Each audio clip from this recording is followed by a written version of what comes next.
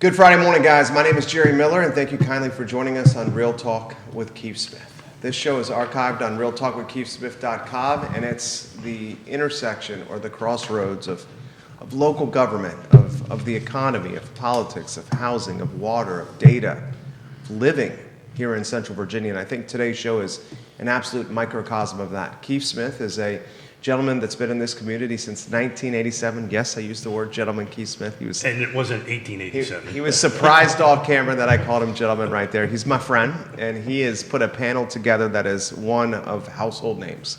Ned Gallaway, our friend, is in the house. He's the chairman of the Albemarle County Board of Supervisors. He is a good dude, all-around great guy, the Rio District representative on the Albemarle County Board of Supervisors. Timothy Hodge is in the house, I think either his second or third rodeo here on the I Love CVille Network. And Manning Woodward's, it's his first rodeo on the program today. Viewers and listeners, we encourage you to ask questions. There's some talking points we're going to cover first and some topics we'll cover first, but then we'll open it up to a roundtable discussion as I see already a lot of people on the feet. Judah Whitcower is behind the camera. Judah Whitcower, if you could go to the studio camera, and then I think it's Keith is always testing us right here. I think this is a 5-shot that we're going to have to put on screen. He makes us work over here. You just took away my intro. Thank you very much on that. I just want to shout out to Judah. So the folks, Ned's an old-timer here and comes quite often, but the set up for 4. And when I asked... As you can see with the... Well, he's smart. He can figure it out. That's this many, Manning. I got you. Thank you. But when we set up for 5, somebody has to share a mic, and they put the 2 mic hounds on one end to go ahead and do it. So if him and I start fighting over the mic, you guys have to jump in and keep us going. But I wanted to thank Manning for being here.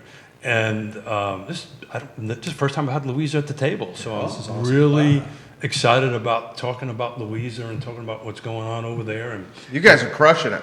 You guys are on fire right now, Louisa. We're trying. You're doing a great job. Well, we'll talk about water, and you guys have been on fire for a while, and unfortunately I've got too much institutional memory of that whole project. But I just wanted to do a quick thing, who you are, where you're from. And you and I had a conversation the other day. Everybody at this table, with the exception of you, are from here, right? We've come here. It's not from here. You're from here. And how many generations have you been in Louisa? Well, your family. Oh, thank you. Not you. Clarifying that. If you're not careful, we'll talk about our urinals. It goes back 5 generations. Actually 6 now, because I have grandchildren. So that's awesome. Yeah, and we're still all in Louisa. My sister. The whole family's in Louisa. Yeah. That's pretty awesome. That is awesome. Yeah. That is absolutely awesome. Don't find that too often anymore. That's right. And that's what intrigued me because of what we're about ready to talk about. You're like generationally into Louisa and how it grew and how it's changed, and I'd love to hear from you a little bit later when we finish our introductions about it went from a 1-horse town to something completely different now, and how that journey looks to somebody who's from here, not a come here like us. Gotcha. So tell us a little bit about yourself, and we'll move on to Tim. Well, Manning Woodward, as Keith has said, I've lived in Louisa County my whole life. My family had, my great-grandfather started with the General Mercantile store, which led him to be the undertaker. Then he bought an insurance agency in 1899.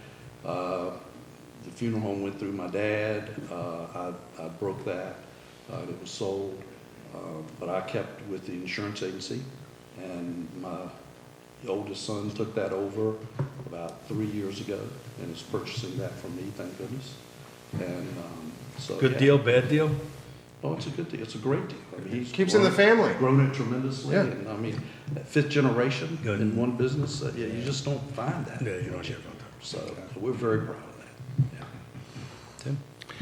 I'm Tim Hodge. I'm currently the vice chair of the Fluvanna Board of Supervisors. I traveled a lot as a child. I was in the military, so the nomadic lifestyle continued. Former corporate executive. I spent a couple years after the corporate world working for the UK and Ireland's 4th largest housing charity. I came here to retire. got Good luck wrapped with up that. in a whole bunch of things, and now my days are occupied with volunteer fire and volunteer rescue. And you're taking your EMT test, or you already I've passed it? passed my EMT you go. exam, Cool. and I'm a captain in the Lake Monticello So Volunteer if you Rescue call a Squad. rescue squad, you're going to show up and help people. Yes. A lot of people don't know Yonna and I were in that forever. Yonna and I were talking about, we're from Lake Monticello, we're talking about that. When we were running rescue squad at the lake, it was out of the marina. That was like 129 years ago. But we were running, Yonna was advanced life support, I was regular EMT, but we did that for about 20 years. They pulled me in from fire looking for drivers. They say if you can drive a fire truck, you can drive an Well, ambulance. I think you had a pulse, so Yeah. it showed up. So EMT, now they want me to go advanced. So There you go, you'll enjoy it. if they offer the class, I'll do it. There you go. Ned, who are you? Ned Gallaway, Albemarle County Board of Supervisors. I'm in my third term, first year of my third term. Former school board member. You know, I've been in the area since 2002.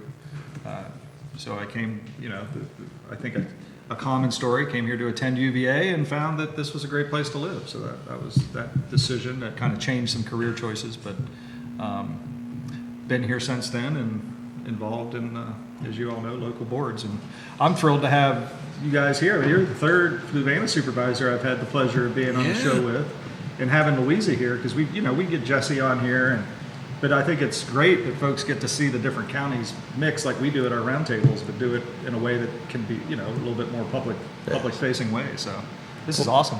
This is why I did it. So every third Friday of the month, this is what we do. We're bringing a little bit of an announcement. Lloyd just called me, so he's going to be here from the city. So we'll have Lloyd here, and we'll have the city next the 17th, I believe. He's got a long commute. He has a long Yeah, commute. right down the hallway, his law firm. Lloyd's firm. Okay. So Manning, Yes, sir. 5 generations. Was it 5 generations? That's right. So talk about that. Talk about that change from that, and weave in a little bit of data center stuff, and then weave in a little bit of water designs crossroads. But you've seen a lot of changes. So from your perspective, Absolutely. Louisa kind of stayed the same, and when I say that, I'm not talking about just the town, the county. Stayed pretty much the same, I would say, up until the 1960s. And the latter part of the 1960s, VEPCO, which is now Dominion Energy, approached the county about putting a nuclear power plant there. So they originally planned to put 4 units. They built 2. And that really advanced Louisa County in so many ways. Just the construction phase of it, the number of people that it brought in, the number of people that stayed in the county. Most of those were people that had school-age children, so their kids went to school in Louisa County. And it's brought a lot of things, the jobs that it brought that pay way more than anything else in Louisa County has ever paid. And the benefits now, you know, I'm starting to see people that are around my age, you know, started probably 5 years ago, where they've retired from down there, and it's a whole nother group of young people going there to work at North Anna. I think each unit has about 700 employees or something like that, so about 1,500 employees down there. But anyway, what that did for the county, besides the employment, was the tax dollars that it's brought. And I really, through the years, have thought about it. Louisa County would be just like the counties that we see down through the southern part, central part of the state. A whole lot of those counties don't have very much money. you know, what I've always admired about Louisa County is for whatever reason, you guys tend to make these big decisions pretty quickly, right? You know, the power plant, the water designs crossroads, which was huge, and we'll go through a little bit of history of that because the relationship wasn't so. I have to talk into the mic. I can hear Doing you. this for 8 years. I can hear you fine, Keith. Thank you, Manning. I appreciate that. I Manny's a appreciate good it. guy. Judas the bus, Judas the bus. But Manning, I'm pretty sure it's not about you and me. Just saying. Oh, really? It's Okay. amazing. It's as amazing as that might be, Manning. It is not about you and me. But, you know, we've got water, right? And water came out ahead of everybody. You have your data centers in there. People got all different opinions on these different things. Correct. But you guys really jumped into these big picture items and made a big impact on the county. I heard I think it was at one of our meetings, and correct me if I'm wrong, the amount of money, I'm switching to data centers that you're pulling in, you almost don't have to charge property taxes, or it was personal property tax, which, Personal property Yeah. taxes, 27, so starting July 1st year, will be reduced by 15%. Our goal is within 4 to 5 years is to not have a personal property tax It's unbelievable. in Louisa. Well, and that's purely from the data centers or from, almost completely from the data centers, yes. well, it would be nice if we could do that in our county, huh? We're trying, right? So Tim, never know. Tim, jump in, buddy. I think we need to get infrastructure in place first. And We're gonna talk anytime you have enterprise and you have business that wants to come in, you have to join up a business that's willing to come with a landowner that's willing to do it, with a board that's willing to rezone and pass it. And with, like you were saying before, Louisa's making bold decisions, and with bold decisions come bold results. And you got to have the forethought to see ahead and do the right thing in the moment. And I think that's a challenge. I was, at certain points over the decades, very skeptical that we would ever get water Designs Crossroads. But we finally are getting there. We're projecting October 2027. That's the raw water from the James all the way up to Ferncliff. And a lot of people Yep. don't know that doesn't mean it's finished water Designs Crossroads. We've got a No. lot of work yet to do on that. But I was in the room back in the late 80s and the early 90s. You know, I did a little chart on the history of it.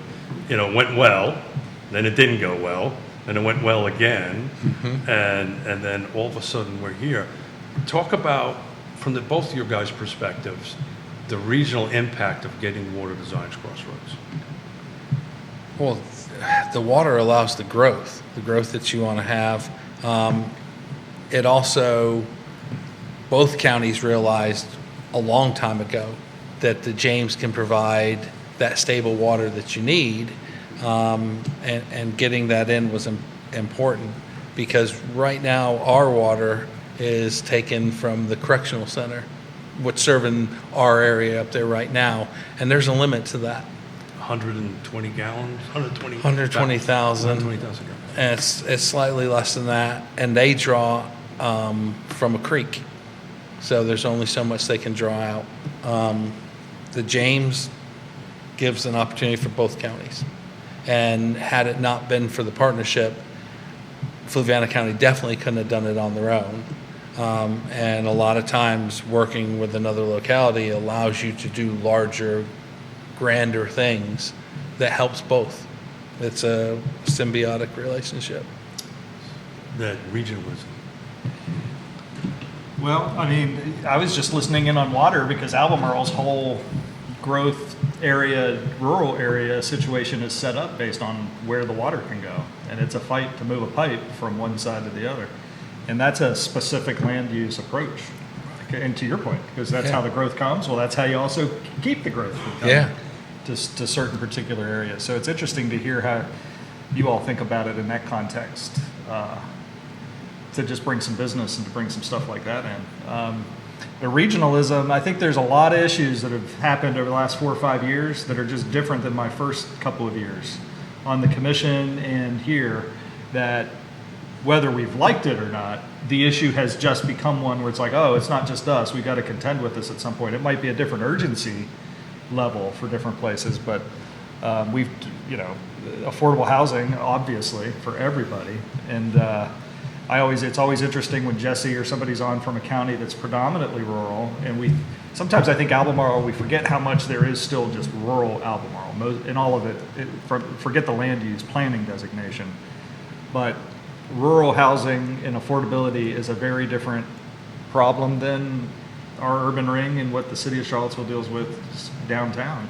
But it's one that all 6 of us as the regional counties here in the city contend with, and we see it play out at the commission, we see it play out at the partnership, where it's like, yeah, if we don't work together on this, or or don't find ways to join up to maximize the dollars we're putting into it, to turn $1 into 2 or 3, then it takes long enough to get things done anyway. But without that regional work, it's just we're never gonna get there. So, I mean, it's important that we all know what each other's doing, and we respect each other's jurisdictions, of course. But we also know that, yeah, there's just issues that go across boundaries that don't stop with it, and it has nothing to do with the political party designation. Transportation's not an RRD issue. You know, if we're not getting funding from the state, and we don't have the like you said, we'd like to do the infrastructure first. Well, good luck with VDOT trying to get road projects first. Yeah. the whole way they score is on what's happening now. So you need the condition before you can get the solution. It's interesting on the regional thing. I was with a client in your district looking at a home, and I couldn't convince him that wasn't the city, right? And so the average person doesn't quite understand. It's easy when you go to Louisa, you can say that this is separated from Charlottesville, but around the Charlottesville area, and particularly the urban ring, and we can talk about expanding the urban ring or not in the development areas. There's a bit of a hot button issue here for the roundtable, but the general public doesn't know that. I mean, it took forever for me to explain, well, this is not in the city. They didn't believe me. I had to actually open up the GIS and go, you're paying Albemarle County taxes, not the city taxes. Yep. And if you cross the street from Gasoline Alley, you're in the city. And some folks move into Belvedere thinking Greenbrier is going to be their elementary school just because proximity, right? But no, there's a boundary there, and you go to Agner if you live in Belvedere. So I get it. Ned and myself at the Planning Commission meetings have certainly expressed our concerns about funding from VDOT and the Smart Scale program, and to me it's really alarming that that's a 2-year cycle where you put in your applications on projects that you want to see. They're either approved or not approved, and the ones that are approved, the money comes through the next year. This last cycle, not the first county that's in the Culpeper district with Highway Department district received any Smart Scale money. It all went to Northern Virginia. But I remember when the 6-year plan was up, and it was much harder during those days. Right. I'm not saying Smart Scale is a bad program. I'm just saying that the money is not there for the rural areas because of the way it's scored. But one of the items in scoring that they've added in the last probably 4 or 5 years is the amount of funding that the locality can do on the project. That brings me back to the data center money. And, to me, I see this as probably the only hope that Louisa County has to be able to make any major traffic improvements like roundabouts, that type of thing, seems to be in the vogue. We don't have the money right now to go out and fund these projects. And you guys, as we talked about from Lake Anna to now, for a county of your size, has really repositioned yourself financially in a pretty good spot, and you're still struggling. But not to spend $40-50 million to put our money into one of these projects to be able to get the score up to where we need to do to get the funding from the state. So that is a huge problem, and it's going to get to be a larger problem, in my opinion, for the rural areas. That's right. And I'm including Albemarle in those rural areas. When you go to a VACO situation, it's the context can change county to county, but the main point is there. It's not that they've sliced the pie up smaller and smaller. You just stop getting pie. That's right. That's exactly it. So you got to bake a second pie in that situation. Right. They're not doing that. And if you don't mind doing slide 1, please. So it's a real estate show at the end of the day. But I felt, can you believe that, huh? I just wanted to kind of point out a couple of things about what your market's doing right now in your county. So this is by the numbers. This is from January 1 to the 17th of this year, right? We've got 53 active listings, 46 days on market. That's how long those active listings have been on market. You've got 43 pending sales, and you're averaging about 34 days for contract. But take a look at that next one in red. you've got 121 homes have sold from the beginning of the year to now. You are over 23% ahead in volume. So you guys, as far as volume goes and transactions go, are pretty much on the top of the pyramid on transactions. And look at that average price. You jumped 4.7%. Most of the jurisdictions, by the way, haven't done that, right? So you're looking at $505,000. I mean, outside of Albemarle County, no jurisdiction has done that. You are Albemarle County, Greene, and Louisa. You are really, outside of the 10-ton elephant in the room, which is Albemarle County as far as housing goes, you guys are jumping back up. By the way, our county did a little bit better, but not much. Yeah. But when you're looking at a 505 average and a 23% growth, people are coming, Manning. I know there might be some folks in your jurisdiction that don't want it, but it's coming. And so talk about what the importance of the data centers to that number. If that trend continues, why is that revenue so important from the data center? Well, we as a board are currently going through the process of trying to cut down on this growth. I know that's crazy. We cut the personal property tax, and you think that's going to bring more growth, but 85% of the county is either Ag 1 or Ag 2 zoned.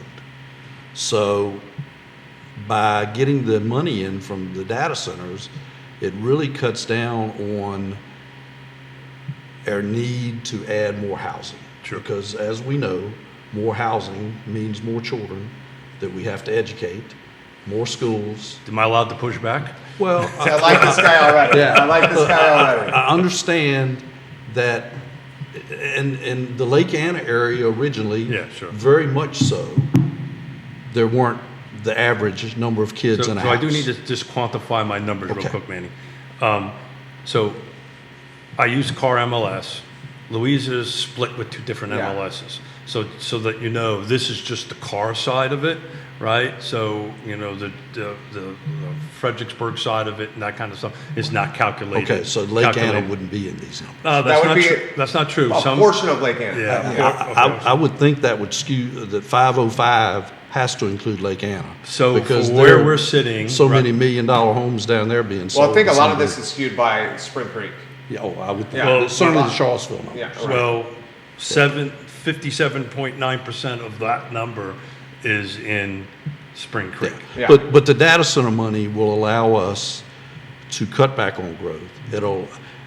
We are discussing doing something about division rights. There's a debate upon whether purchasing division rights, leasing division rights, which is kind of a novel idea from what I'm told, or not doing it at all. But Fauquier's been pretty successful with that, what we're told. But anyway, it gives us that tax revenue that we don't have to depend upon housing growth to bring that to us. Well, I'm going to pick that apart a little bit Okay. later. But slide number 2 is Fluvanna. You got a lot of people watching the program here. Chip Boyle's friend of the program is watching the show. There you go, Chip. Former Executive Director of the Planning Commission, There right? you go. There you go. Thomas Jefferson Planning Commission. You got print, radio, and television watching the program. I've noticed that Tammy Purcell has shared the show. Tammy, appreciate the content you create. I just want to highlight what Manning said here. The Louisa County Board of Supervisors understand that incremental housing drives county infrastructure strain, and incremental housing puts tax burden on residents, is what he's saying. So because of incremental revenue associated with data centers, they're throttling new rooftop development. Because they know new rooftop development does not necessarily mean incremental revenue growth for Louisa County. This is where Keith Smith's, the back of the neck of his, he's bristling right here. Well, he's a realtor. He's a realtor. Yeah, He's a I realtor. get it. Yeah, I get he's, it. he's bristling right now. I thought I was awesome, Manning. You are awesome. You are awesome. You are Keith. awesome. Yeah, That doesn't change. you are awesome. Yeah, well, that's the whole premise of the show, right? We can have a difference of opinion and have an honest conversation about it, and what one feels about it, we'll go out for a cocktail. I disagree. Does with that happen soon? You notice there's a bar right there. I mean, we've done it in the past. We have in the past had drinks on the show. We're really good. There's only three not gonna rules, say right? no. Drinking isn't one of them. That was funny. That was funny. Yeah. Look, and I'm going to let Tim chime in on that. This is the Chris Fairchild mindset right here. I get it, Yeah. but housing, I'm going to have to pay a guy by the name of Robert Liberty $5 every time I say this. Housing affordability or housing crisis, whatever, there's not a silver bullet fix, there's a buckshot fix to it, a silver buckshot to it. So all these things you're putting into place is helping that, and it could potentially keep it down. I can tell you, if you think you're doing all these data centers to set off all this stuff, and you think housing is going to get cheaper in your jurisdiction, that is not going to happen. No, I agree with that. And it is I going to agree. be more expensive. And we have growth areas in the county, and those are going to be allowed to continue to grow. We still have a couple hundred lots left to develop in Spring Creek. So it's about 200, 300 left. Yeah, a couple hundred, yeah. Around there. Yeah. I'm sorry, I That heard shouldn't take 600. more than about a year and a half. That's going to take a while to get there, yeah. I'm sorry, I heard my hearing is. But I want Tim to jump in from it. But before I do, I just want to kind of get this out. And now my ADD kicked in, and I forgot what the heck I was going to say. So I'll let Tim jump in, and it'll come back to me, and we'll chime I find in. it interesting that you say it's like a buckshot approach, and a lot of times when people think of affordable housing,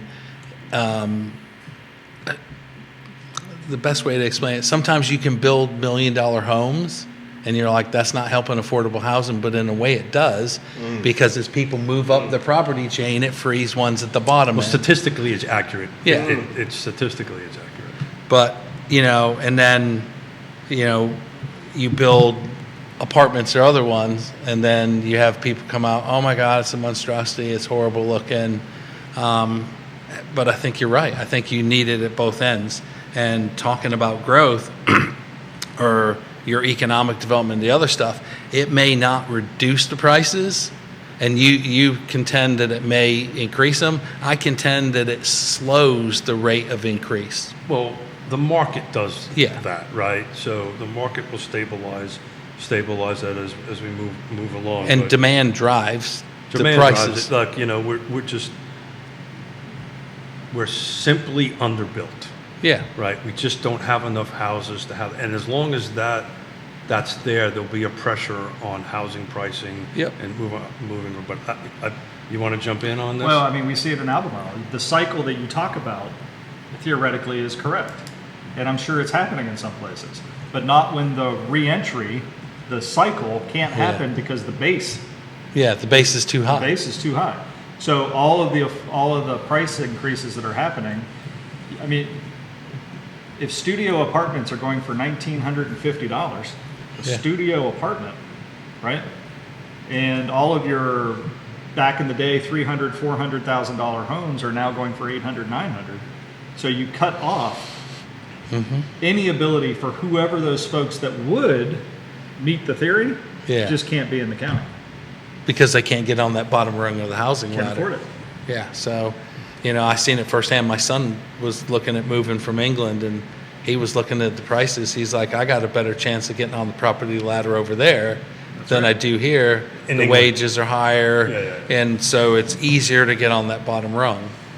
Yeah, so I mean, this is an extremely complicated topic, right? And again, if it was one silver bullet to fix it, we'd fix it, right? It's a simple thing. It's very complicated. It's funny, on the way in, I was listening to NPR, and they were talking about 242 U.S. cities. A starter home is $1 million. Wow. In 2020, that was 80. Now, Albemarle County's a rock star in $1 million and up market, right? And all of our property values, like our average, if you look at the average property value increase this past year was 5.2, 5.5%. But for homes over $750,000, that value jumped over 9%. So most of the growth that drove that average number was at that high dollar mark. And I always have to remind myself, when I'm talking about $900, $1 million homes, those were the $500,000, $600,000, $400,000 homes when I started on this board. So the context has changed, and the fact that the rental pricing is so high. Yes. I mean, I was down in Nashville this past week, and I was looking at rentals down in Nashville. rent's more expensive here than Nashville for apartments. Wow. By a lot. It's not even by like the same. Studio apartments down there, $1,200, $1,300, $1,400 it looks like when I was looking. Now some of the high-end luxury ones and prime locations we're driving up closer to that $1,800, $1,900 amount. But I mean, they're downtown, they got river views, they're overlooking a minor league baseball stadium. I mean, and if they're charging what we're charging right now for a Rio Road studio apartment for $1,900, that's crazy to me. That's crazy town. So I'm blessed to be able to sit down and do a bunch of panels around the country, and I was doing a pre-panel Zoom meeting yesterday, the day before yesterday, and we were talking about our area median income of being 140. Now, Manning, you're not part of that, right? You're on a whole different MSA over on that, but on our two counties, excuse me, over here, we're 140, and I had somebody from Miami go, no way. They didn't believe me. Like theirs is like 90. I said, well, let's get online and let's take a look at the HUD numbers. But Don't you think, excuse me, what's going on with real estate prices in Albemarle? Don't you think that's part of the reason that Spring Creek Absolutely. has grown? 100%. It's completely linked. I think they're 100%. just tied right together. 100%. Lake Monticello's value add is because Albemarle County is becoming extremely expensive. And the true impact, and this is a perfect handoff to Ned Gallaway, wait till we see a 6,000 to 8,000 person incremental population growth in the next 24 to 36 months tied to a biotechnology beltway. At high dollar salaries. Yeah, I learned this from him. What was the number with the AstraZeneca, the starting The wage? starting wage, $125 a year. Starting wage at AstraZeneca. Well, what, 2 or 3 years from that? 3 years from that? Yeah, I mean, Well, I can tell you right Roughly. now, we're showing executives housing right now. They're coming in. Wow. They're coming in. the theory you talked about. Now, when I stop thinking of Albemarle's boundaries, you guys are the where they're going to fill the theory, Yeah. and that's why like that whole regionalism is important for us to understand that. Now, I'm not. We always talk about, well, we want our own employees or our folks to be able to live in the community, and that's not to badmouth our surrounding communities. But at this point in time, when you start having things creep up in like a Louisa over 500, and Jesse, when he talks about what's going on in Nelson, He's over 4. it's not now that most of our folks are even going to our neighbors. They're going to Stanton, and they're going to cross the mountain, so they're going a couple counties away. At $4. And you guys see that too. I mean, Louisa goes both ways, right? You got Richmond and Charlottesville pulling, And tugging Fredericksburg. in. And Fredericksburg up north. Yeah. One of the exciting things about when we created the Regional Housing Partnership was, Fluvanna, Louisa, Albemarle County, this topic is not exclusive to you. What happens in Albemarle impacts Louisa. That's right. What happens in Louisa impacts Albemarle. What happens in Fluvanna impacts the city of Charlottesville, right? And it used to be for decades, and I've been around local politics for 40 years, it used to be, you kind of really focused on your jurisdiction. You can't do that anymore, right? You have to be thinking outside of that jurisdiction, because the decisions you guys make at the diocese impacts other people. It impacts this 230 or whatever number of people that live in the region. Do we have any questions? Yeah, comments coming in. Georgia Gilmer wants to talk data centers and the impact on municipality water. We knew this was going to come up. One of the there's a few knocks on the data centers. Obviously, the water usage is the first knock. Light pollution, there's another knock on them. Not a ton of jobs associated with the data centers is a knock on them. I got to be equal opportunity here. There are incredible positives at the data centers. I mean, the tax revenue. But they're negatives as well. 100%. The tax revenue collection speaks for itself. And what you guys are doing at Louisa is absolutely amazing. I've been here 26 years. I'm the guy like Ned who came here for UVA and never left. Your jurisdiction and the 26 years I've been here, I've been so impressed. And I've watched it from knowing Fitzgerald Barnes for most of that time. I watched Doug Straley go from a principal at Louisa County High School to the superintendent. I watched Mark Fisher, what he did with the football program, the late, great Mark Fisher, and using football to galvanize the community. I saw Spring Creek come to fruition. I saw Walmart and Lowe's come to fruition. I saw What's the Divergent Diamond Interchange. That's right. That's right. Our friend's restaurant, Keith. Oh God. El Mariachi. El Mariachi, thank you. I mean, you guys are killing it. You guys are absolutely killing That's it. a unique story. When we finish with that, I want to tell you about That was that. Chris Henry doing that, right? At Stony Point? Chris Henry, but I'll let you answer the question. I want to tell you about the success of what Zion's Crossroads can do in that area, and I'll tell the story about that. When I got there was no Zion's Crossroads. Yeah. Now you guys are... Well, it was there. You just didn't see it. Exactly. Yeah. You drove by it. Right. You didn't stop There's there. a crossroad. That's right. That's right. There's a reason it's called the Crossroads. That's right. Yeah. Anywhere you want to go on this topic. There used to be a traffic circle there, by the way. Oh, I remember. That we were trying to get another one. Yeah. They took it out years ago. But anyway, so the water, absolutely, it's a concern.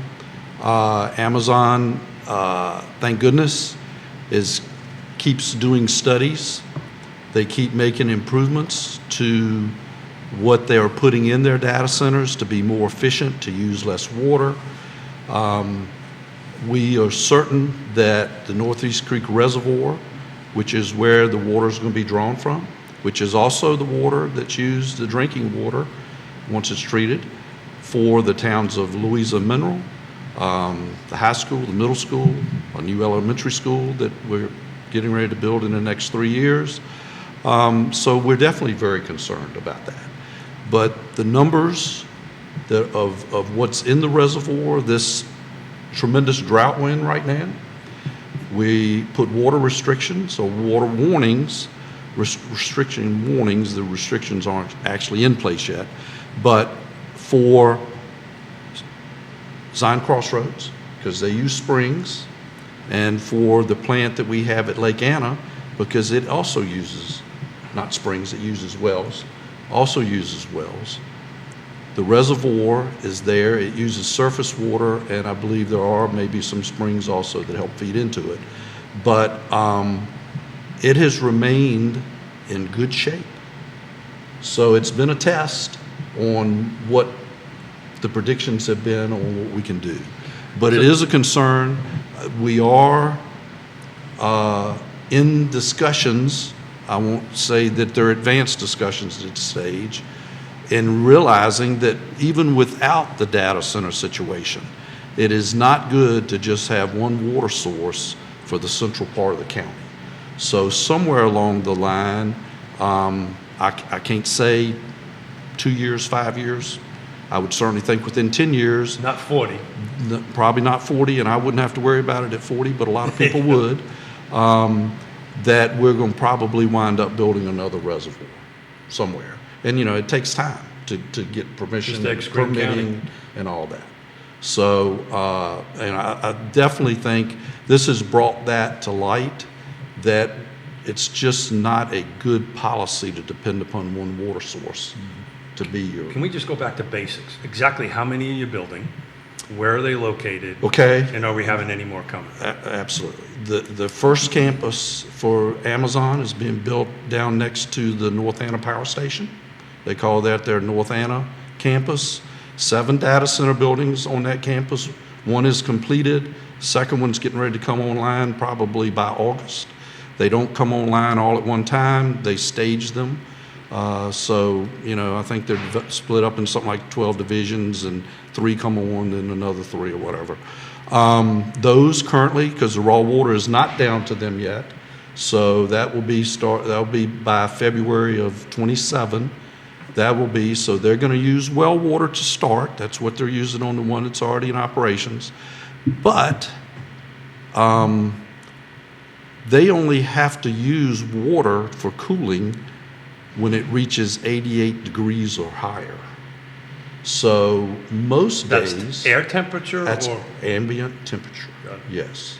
So that's kind of been another thing that's really changed since 2.5, 3 years ago when they first started talking. So getting back to the they have two locations in the county, North Anna. They also have Northeast Creek, which is next, right across Route 33 from Northeast Creek Reservoir. That is a much larger campus. The one at the lake is 148 acres. Northeast Creek campus is 1,600, 1,700 acres. Of that, they're going to use about 800 acres. They're going to have, in the plans, they're building the first, they call those 4 separate campuses, about 200 acres apiece. The first one's under construction now. It's designed to have 10 data center buildings. So what the others will have, I don't know. They may not even build all of them. We don't know. If Richmond has their way, we may only see the one that's completed and a couple of the others, but I think Richmond or the legislature, and I think they've gotten that straightened out now, but they were looking to take the tax break away from them. I believe that's been squared away for right now. But anyway, so yes, the water. So the raw water is going to come out of Northeast Creek. They're going to pay the treated water price for raw water. The Water Authority owns the water line. Amazon's paying for the water line. The Water Authority will own the water line. It's a pretty sweet deal for the Water Authority. So thank you for doing that, because even though I've been attending meetings, never really had a clear picture of the who, what, when, Yeah. Now, and where on to that. finish it up, I don't mean to take up all the time, but to finish up, we have a third data center location, which is the land that the county bought. We call it the Hopkins Farm, out at Shannon Hill. Yeah. EdgeCore is the data center company there. They have a different way that they run their data centers. They don't use primarily water to cool theirs. They use a closed loop system that has a coolant in it. And they also provide behind the meter power. So explain that. They're going to build, Their own power facility. correct. They're limited into the height there, so they can't put in a gas plant with huge stacks on it because the stacks would be too high. I don't know what they plan. We haven't seen any plans.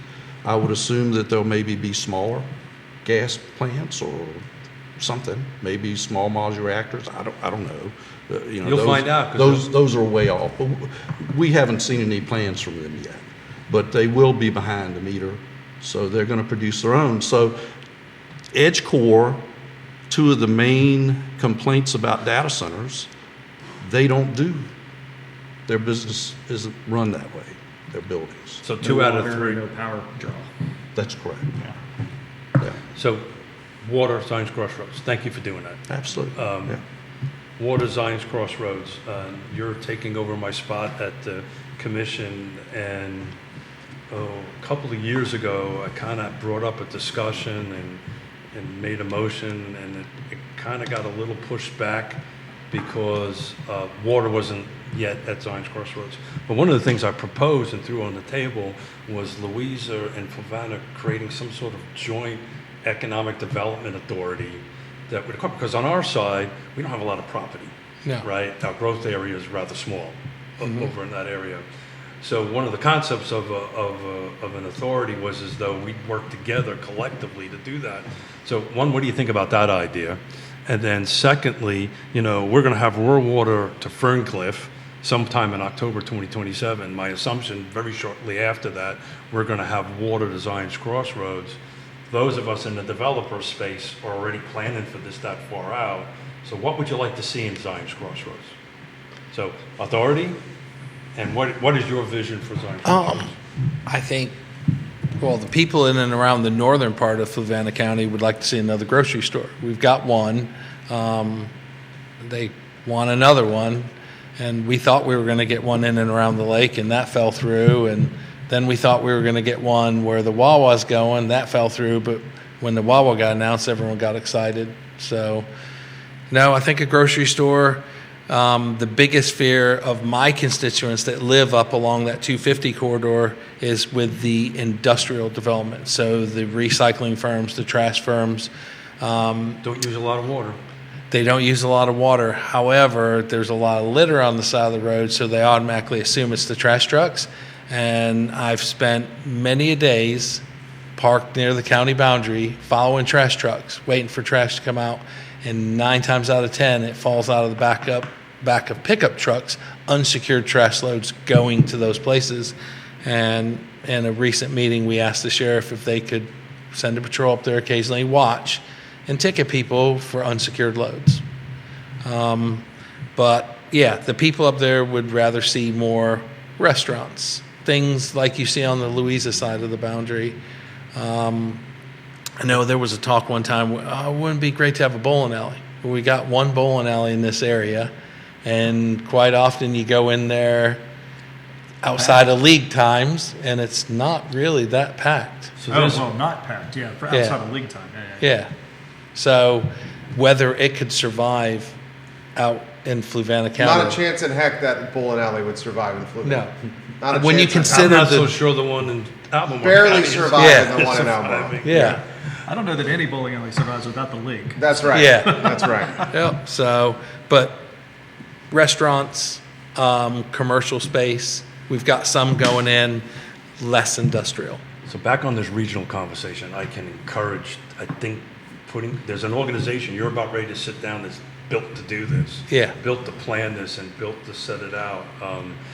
Yeah, I can encourage you, the two jurisdictions should try to figure out a way to build some sort of authority that makes sense, or some sort of agreement that makes sense to do a joint planning for the development in that. Does Albemarle County do anything like that with Charlottesville, any other jurisdictions? Well, I mean, it's not a specific like organization that's set up, but the partnership between the two economic development Yeah. offices is very strong. And it goes beyond just the two city jurisdictions too, of course. The UVA would be involved with that, with their economic development folks. There's stuff that, like the Defense Affairs Committee, things like that are there that economic development is part of, even though it's under a different kind of umbrella. So there's a lot of, with private business, the jurisdictions, the educational community, even PVCCs would be involved with that. So it's not formed like an authority got it, or a yeah. larger group, but they're working together in a very, But I think the partnership that you guys put together with the JRWA that took forever would be a great building block to go off of that. Because in reality, Manning, Zion's Crossroads is as far as it's going to go north, right? Because it hits Green Springs. That's right. Yeah. Right? That's right. It potentially can go east, right? It's not going to go west because you're going to bump into Albemarle County pretty darn quickly over that way. We have the ability to grow that footprint on our side and capitalize on that, whatever that picture looks like. And that's the reason why I was pushing this idea so hard. That, working together, I can tell you back on the water history in 1990, you guys would be in a fist fight right now Yeah. next to each other. It was not a good relationship. So I would encourage you two guys or two organizations to take a look at that. I feel like that once the James River Water Authority got put in place, developed, I think the relationship is much better. Well, it started, Right, right? You right. remember, and then it fell apart Right. because everybody got mad at each other, Yeah. and then it got restarted again. So it Well, was a long time. There's a valve up at Zion Crossroads in the water line that would allow Fluvanna and Louisa to share water. Yep. There's a fire hydrant right on that corner.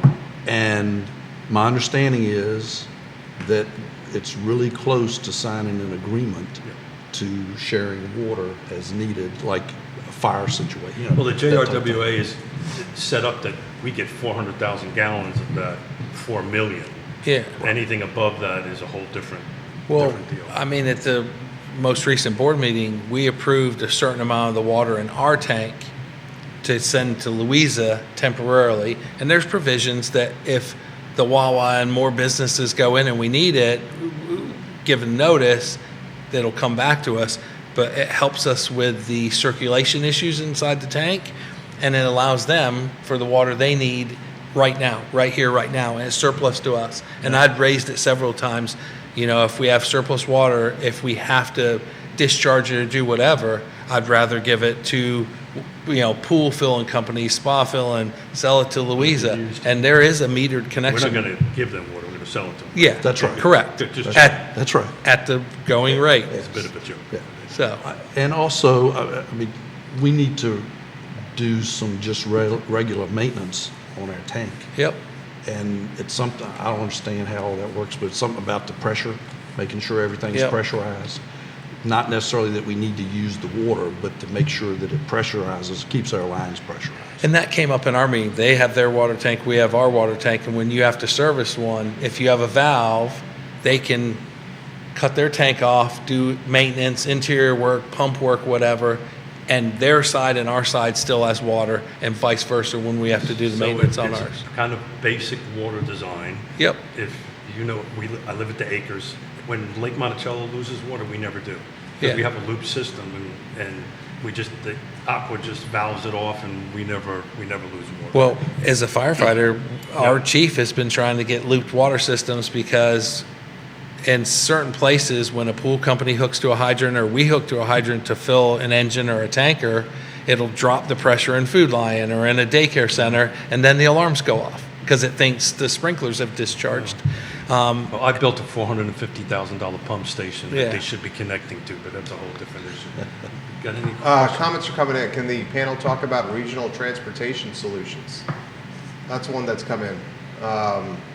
Ned, you want to start with this one? This is how it specifically applies. As the middle class gets pushed out of Charlottesville and Albemarle County, we're going to be heading to Louisa and Fluvanna to live, and we're going to have to drive to Charlottesville and Albemarle. And boy, did that sting when gas was knocking on $5 a gallon. Yeah. I mean, you know, I've been on this soapbox for about 12 months, 15 months. It started at the commission, and it goes to the points we made earlier. If the state doesn't figure out how to better fund transportation projects, everything, not just smart scale, rural roads, the 6-year plan, all of that funding starts at the state. And that's not budgets, that's the state's funding formula. And if folks want to learn about how things are funded, you can go to, I think it was the December, maybe 16th, 17th Metropolitan Planning Organization meeting, where VDOT did a whole presentation on how the state funds transportation. Because VDOT just gets the money. They don't determine the amount. So it's the governor and the General Assembly that figures out how things are funded. And they are not funding projects at the level that is going to, they're doing the big projects that we all see, the tunnel project, the stuff that goes into DC, which I appreciate because that's keeping the ports active and that's important for the Commonwealth. But at some point you have to look at the rest of the state and go, we're not keeping pace with maintenance, we're not keeping pace with the new projects that are necessary because of the growth that we've experienced. Don't even think about doing something ahead of time. Yeah. You just are trying to be caught up within 20 years after a problem surfaces. So in Albemarle, we have 169 projects on our transportation priority list. 169. Smart scale, we're allowed to submit 4 projects as a jurisdiction. So in this state right now, over $30 billion in projects have been asked for, and there's limitations on what you can ask for. So these aren't fluff projects. These are big, critical projects to jurisdictions. It took $1 billion in match to get $8 billion of those applications done. So the state's funding at about 1/3 of the level that's necessary statewide. And at that point, I hate to be the point elsewhere, but constituents need to get after state delegates, state senators, and the governor, and they all have to basically step up and say, all right. And I know other states, what they do when they don't like the word tax, other states like a Georgia, they call it a fee. So while they have no tax on sales for cars, all of a sudden they got a 9% fee that you have to pay to register your car in their state. And that's how they get around the tax conversation, I suppose, in those particular places. But it is truly a funding conundrum that they have got to figure out. And I don't see them, I haven't seen in my 8 years any conversation of significance at the state level about it. And then I'll finish with this one point. We go to VACO, a lot of us go to VACO, and we hear the Virginia Association of Counties, and I've been sitting on the Transportation Committee, steering committee at VACO. And 2 years ago, we had a gentleman from Southwest Virginia who happened to be a Republican, and he gave us his talking points on what we got to do for road funding and what we should do and this, that, and the other, and I won't even get into the details. Well, last year, this past fall, when we went, it was a Democrat from Northern Virginia that came and spoke to our committee, and by God, he said the same exact things as the guy from Southwest Virginia. to the point where I was sitting there going, did they get a memo that they're supposed to just read from when they get this question? So that tells me, you know, Jerry, you've lodged the old two-step, the dancing shoes with me once or twice. Well, that's not even dancing. That's just going, okay, here's our RSVP that we can't show up to the dance. And if they don't get serious about how to figure it out, that's going to start They impacting. just heard you can't dance, man. Right. That's Oh, going he to danced get, really good that day. This is going to mean that Yeah, he's this a good impacts dancer. business, this impacts economic development, this is quality of life for citizens. I mean, these hit all the big things that are important to people, and they have to help figure it out. I mean, the fact that Louisa, you know, you guys are getting the nice revenue piece in, and that's great. But if you have to start turning and doing road projects when that should be local things that you should be doing when it's their responsibility to do that, that's not right. Go through the money pretty quickly. Yeah, heck yeah, especially holy crap. The inflation that we've seen on projects that got priced out even just a year ago, what they turn into, it's bonkers. So I implore citizens who have I'm happy to have constituents, they're going to voice their frustrations and they should to us, and we need to be a conduit to the state representatives. But they also have immense power, and this was what I was hoping to do at the commission. Because when the General Assembly starts going, wait a minute, I think it's fair to say from a political party perspective, our counties are very different, Albemarle and Louisa, or Fluvanna. Yeah. But at the end of the day, if you're standing shoulder to shoulder on something, whoa, wait a minute, that's a different thing than it just being a political issue. And the fact that all the counties say this when I hear them at VACO, at some point they have got to just step up and figure this out. But I got to be honest, right now I'm disappointed with what's going on with the budget. They should have had that damn budget passed. The thing I find amazing is in Fluvanna, we're largely a bedroom community. Most people that live in Fluvanna work in Albemarle or Charlottesville at the university or other places. And if you have a car and it breaks down, you don't have a lot of choices on how to get into work. And having lived half my life in Europe, you can survive without your car. You know, your car breaks down or has to go in the shop, it's either the tram or the bus or the local rail. And if you're going on vacation and you need to get to the regional airport, you take a bus to the local tram, take the tram to the train, and take the train to the airport. And I find it amazing that here you've got to do Uber or friend take you somewhere. So if we don't work the transportation piece out, then if there's businesses, employers in Charlottesville, Albemarle, but their workers live in Fluvanna, and there's a fuel shortage or any number of things that on a mass scale could cut those employees getting to work, then the whole economic engine for the region stops. So it is a regional problem. Yeah. Well, it's no question, and we've discussed it at the Thomas Jefferson Planning District, and there are some answers there that are there currently. Part of, I think, the problem, we as Americans are so used to just jumping in our car Yeah. and driving when we want to, however we want to. And so we don't have the European mentality here to support mass transit. We've got to change the way we think about things to make it work. Well, I've seen the success with the Afton Express for the Stanton folks, Right. and they've got the schedule that's set up around the hospital's hours and things like that. And what's interesting about it, if you're an employee at UVA, the way that it's set up, you might have to park, you know, just after you park your car in the designated parking spot, it could be another 20 to 40 minutes to get to your office. So the reason the Afton Express seems to be so successful is now it's become more convenient to get dropped off at the door. And that's what helps change the mentality. That's right. Because I think people are definitely creatures of convenience. And that's why when I just said I was in Nashville, and Nashville's not a particularly hard place to get around by car. But once you're there, it's just easier to be able to jump in the Uber or to walk. It's actually a very walkable city. And move around by other means because it's just more, it's less convenient to have to deal with the car and the parking decks and stuff like that. So how that translates to a Lake Monticello Express. Yeah. Well, there is. You Jaunt does rides. But back it's and very forth. limited. Yeah, the And if you Afton miss is it- commuters, it is a commuter line. I mean, people, I'm sure, do it for retail and other reasons. And now that they've opened up this one that's going to go from over there to the beach, that bus line that Now people could actually leave Stanton and go to Richmond on the line that eventually gets to the beach, or go to the beach. You and have do to that. want to take it. Yeah. Yeah. That's right. Yonna's home place, my wife's home place in Austria, has 33 houses in it. The brewery in this little village celebrates its 750th year. It's been in operation for over 750 years. I can walk out of my mother-in-law's house, get on a bus, and take a train down to Vienna Airport, and I can be in Leonardo da Vinci in Rome without ever having to get in a car, Yep. right? But it's a mindset. Technically, it's a lot to do after the war, right? We built it up.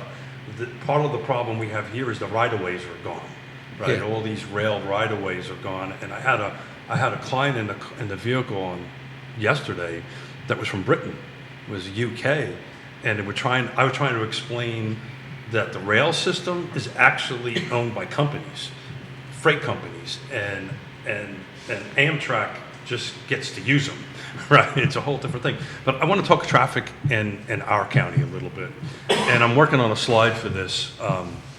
So we have in Fluvanna County, depending on who you talk to, somewhere between 10,000 to 10,500 rooftops. Let's just use that as a number. The census was in and Pretty- around that on the pretty- last pretty one. close. Yep. And I'm working on a slide for this. In the last 10, that number's been pretty solid for the last 10 years. Hold on a second, I'm getting a scam phone call in my hearing aids. We've only had, since the last 10 years, between 200 to 300 new homes built. Yep. So our house density, our rooftop density has been pretty much where it's at for 10 years, a couple of hundred plus or minus growth on it, but the traffic's increased. I was trying to figure out what is this all about, and I had a conversation with a VDOT engineer. Is back to where people are going to live. These are people going from Buckingham, right, and other parts of driving through our county Yes. to get there. So it's not us building more houses that are causing this traffic problem. It's this market getting pushed out Yes. to come through here. And oh, by the way, since 2019, we have 8% less kids in our school system. So people are having children at a much later date, you know. And They're buying their house. they're buying a house. The first Average house? is at the age of 40 right now. Yep. To go ahead and do this. But I found that interesting that everybody's complaining about the traffic. It's got nothing to do with what we're building in our county. No. It's coming from other jurisdictions passing through our county. So I thought that was interesting. And when I worked for Fluvanna, I seen a lot of the workers there could no longer afford to live in Fluvanna either because of taxes or prices, and they were looking in Goochland, Cumberland, and Buckingham, which meant they were then commuting in.